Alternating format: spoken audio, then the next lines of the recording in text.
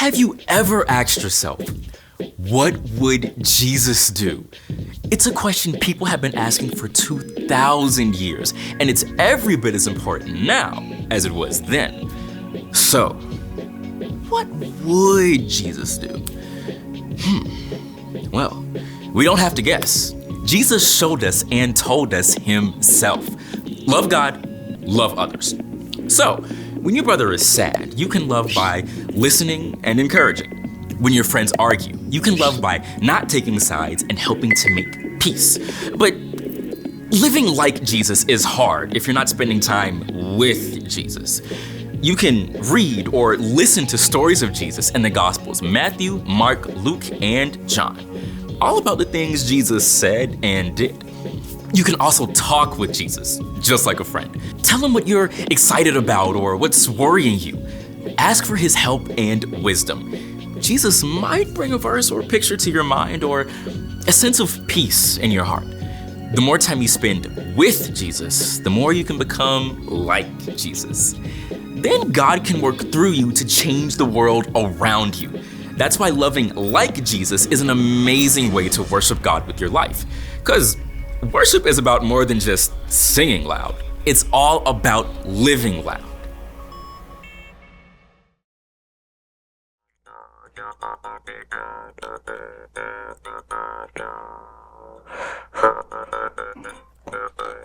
Hey, Brandon. Do you know what my favorite camp song is? What? Here, I'll sing it for you. Oh, okay. Hey, ready? Yeah. This is the song that doesn't end. It just goes on and on, my friends. Some people started singing it not knowing what it was, and they'll continue singing it forever just because. All right, This is that's the fun. song that doesn't end. Oh. It just goes on and on, my friends. I get it, because it's... Some people started singing it not knowing what it was, and they'll continue singing it forever just because. And it starts over because it's the song that doesn't end. It just goes on and on, my friends. Some people are you for real? started singing it Are you? not knowing John, what it was. are you and stuck? they'll continue singing You it signed forever it. just Tell me what I because can it's do. a song that doesn't end. John, are you okay? It just John, goes on John. and on, my friend. Some people started singing Hello? it not knowing Hello, what it doctor? was. And I didn't We have a camp song emergency. Help! Help! It just goes on.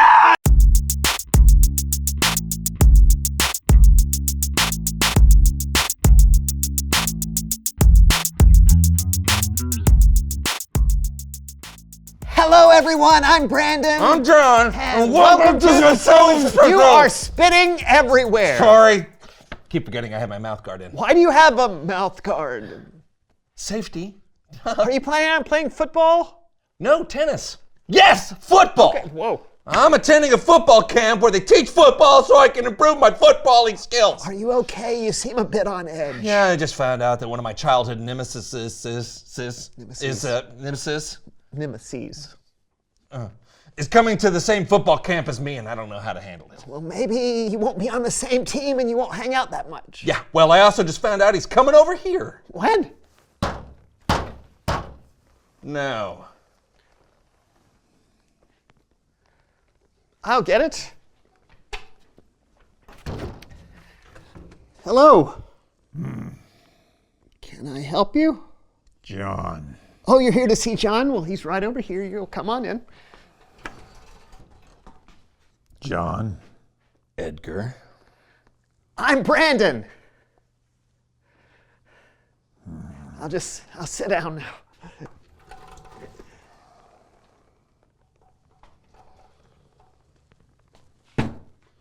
Been a while. Yes.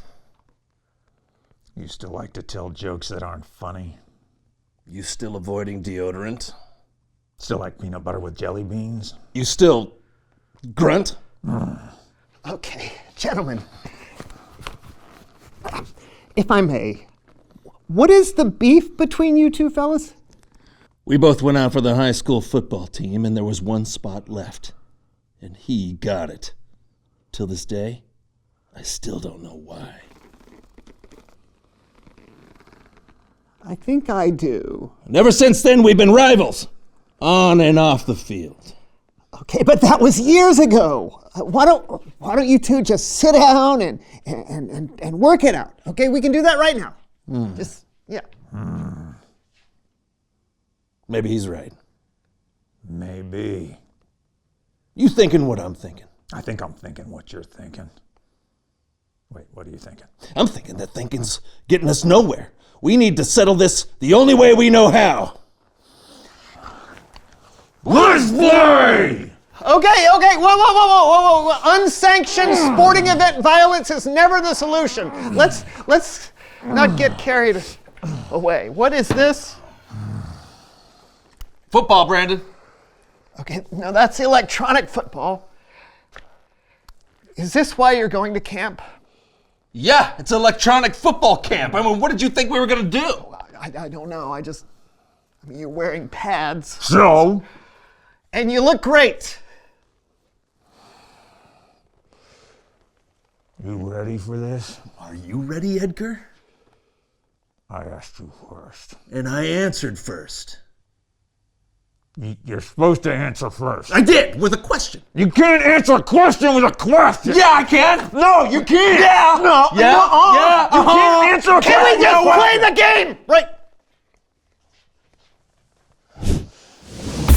Yeah! Hey!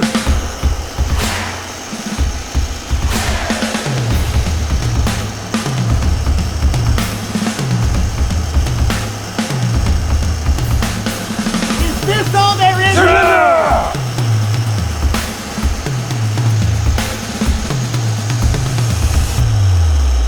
Edgar, do you feel silly? Yeah! You? I do. Why are we still fighting? I don't know. Maybe we should start over. You think we can do that?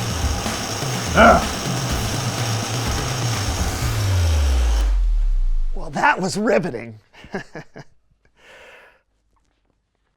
Edgar, I know why you got on the football team all those years ago.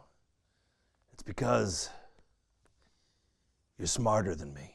And I should have been kinder to you, not been such a sore winner.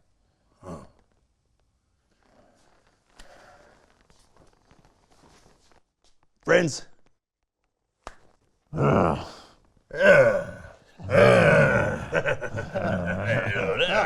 I'm glad that you guys settled things like two odd grown men.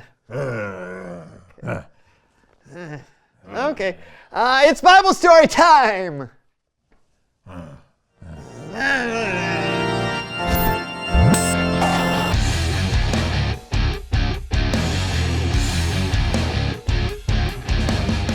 Hey fellas, what's up? Just making amends with an old adversary. How about you? What a coincidence. I'm about to tell a story about some enemies who made up with one another. They made amends. They made almonds?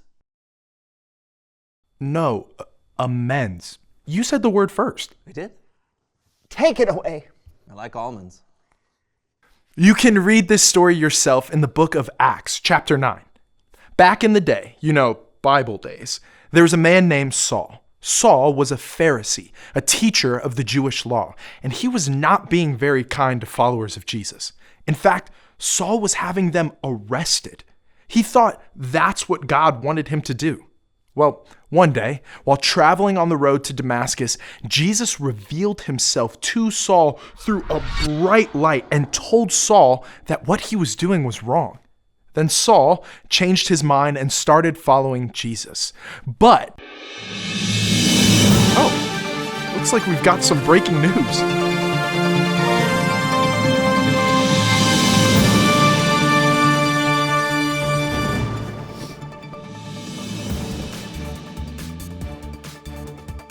Are we wrong? Good day. I'm Diane DeWitt, and this is the Ancient News Network, the leading network for only the most ancient news. Later in today's broadcast, jumbo shrimp. How can it be both? But first, word has spread that a dangerous man is coming to Jerusalem. Joining us from Jerusalem is a panicked Christian. Hello? Anyone there? Seems we have some technical difficulties. Oh, excuse me. Can I ask you? May I ask you a quick? Can I, sir? Hey, sir. Can you tell us what you are so scared of? Saul! He's coming! He's coming to Jerusalem! Saul the Pharisee, who has Jesus' followers arrested, even killed? That's the one! Undisclosed sources say that Saul has changed. Now, instead of arresting followers of Jesus, he is a follower of Jesus. What? No. That can't be. It's a trick, I tell you. A trick! That guy will never be welcomed here. Never! He is my enemy! I see. Well,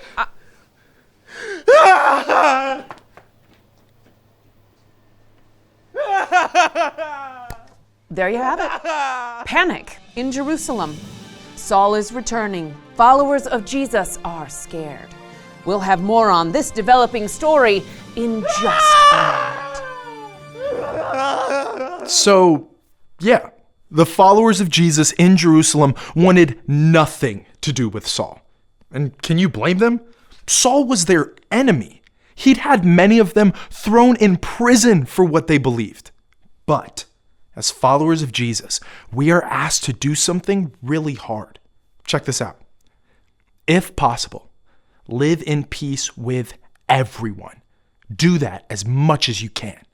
That is a tall order. Live in peace with everyone? Yeah, everyone. That means even the people you might not get along with.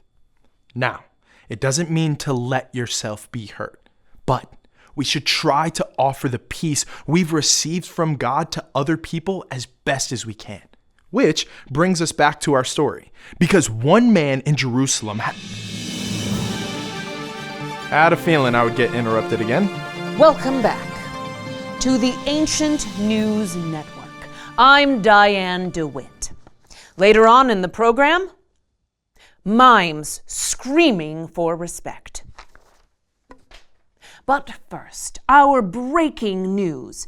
Feared former Pharisee Saul has made it to Jerusalem, and an ally has emerged. Sir, can you give us your name? Yeah, my name is Barnabas, and I'm a follower of Jesus here in Jerusalem. And I understand you had a recent run-in with Saul. Actually, it wasn't so much of a run-in as it was an invitation. I actually welcomed Saul when he got to town and invited him to stay. You did this while all the other Jesus followers wanted the opposite. Yes. Okay, so I had heard about Saul's encounter with Jesus on the road to Damascus, and how Jesus appeared to him in a bright light, and how Saul lost his sight. So Saul can no longer see. No, he can see again. I mean, God sent a man named Ananias to help restore Saul's sight. And when his eyes were finally opened, Saul got up and started preaching about Jesus all over Damascus. That's how I know he's changed. Well, I see the man I interviewed earlier behind you. Yes, I was the one screaming in fear repeatedly. But now? Well, I saw Barnabas take Saul to the apostles, Jesus' closest friends and followers, and Barnabas asked them to accept and welcome Saul. He made a very strong case. Yeah. And if Jesus changed Saul's heart, maybe I should let him change mine. So peace is restored. I would say so. Yeah. Fascinating. Thank you for sharing. Glad to hear everyone is on the right track. And there you have it. Saul and the other followers of Jesus are at peace because of the efforts of Barnabas. Up next, ketchup or catsup? People are seeing red in the debate. I'm Diane DeWitt, and this is the Ancient News Network. I love this story. Barnabas made peace with Saul even when he was an enemy. That's what Jesus did for us. Even though we were separated from God, Jesus made peace by giving his life for us. As followers of Jesus, we should try to mend broken relationships and offer peace to those around us. Let's look at our verse one more time. If possible, live in peace with everyone. Do that as much as you can. That verse was written by a man named Paul, who was also known as Saul. Whoa! The same Saul? Yep. He went on to write a whole bunch of letters that make up a lot of the New Testament. He knew firsthand how important it was to make peace. Wow. Well, I know too now. Edgar and I could be friends now because we found out what we were angry about wasn't really a big deal. I love how Jesus made peace with us even when we weren't at peace with him. And when we learn to make peace with other people, even people who might be hard to get along with, we are truly living like Jesus. So cool. Yeah, thanks. Hey, see ya. Can you imagine what would happen if me and you and everyone did all we could to make peace with those around us? I wonder what that would look like. Reveal the question.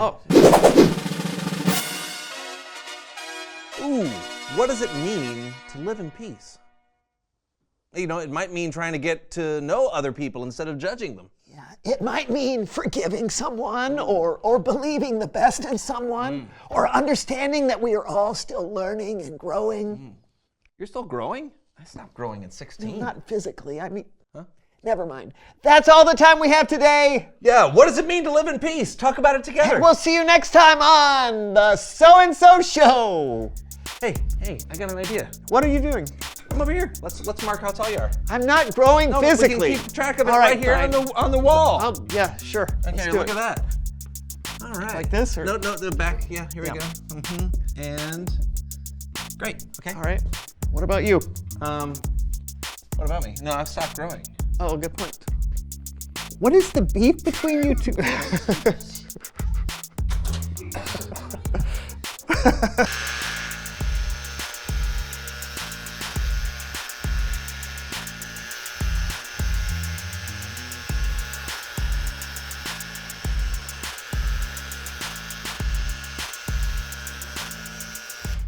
People pay money for this? It's about as real as it gets. Let's go!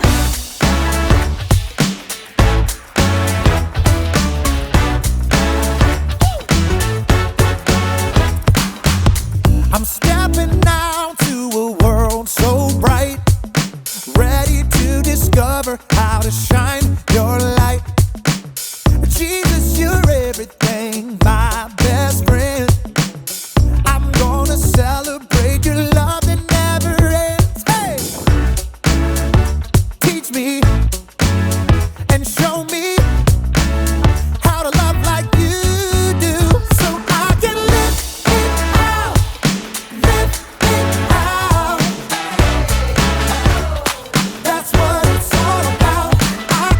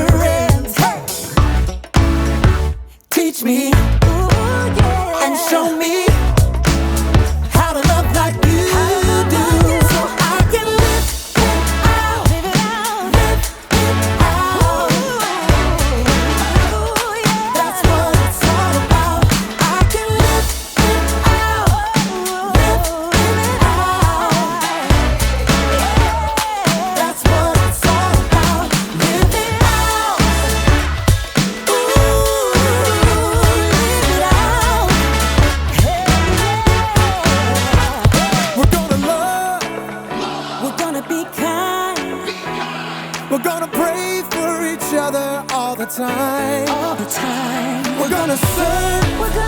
We're gonna forgive. 'Cause